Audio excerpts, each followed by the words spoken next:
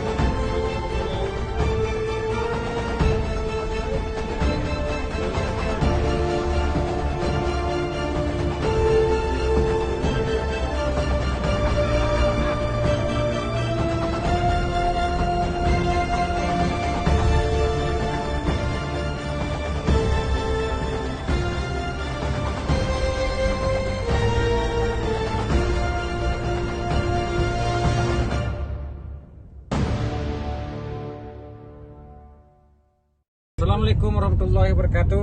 Langsung aja. Kami sedang bersama Ustadz Abdul Somad di kota Lusmoe dalam rangka safari dakwah. Bateri lama. Terus. Bagaimana perasaan Ustadz ketika sampai di Lusmoe dari tadi sampai sekarang? Perasaan saya ini orangnya suka, perasaan saya itu dipengaruhi oleh orang yang sekitar saya. Jadi perasaan saya sekarang ini seperti menunggu kelahiran anak aja.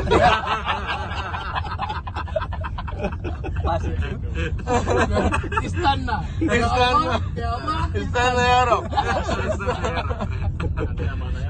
Bidak watak insyaallah. Mudah-mudahan Allah berikan kemudahan, kelahiran lancar, anak soleh solehah, Amin. menghafal Quran, Amin. dan Tiku Amrullah menjadi ayah yang soleh. Amin. Sedikit lagi Pak Ustadz, ada saya baca kemarin yang diupload potongan video Ustadz Henry, ada makna yang mendalam di sana.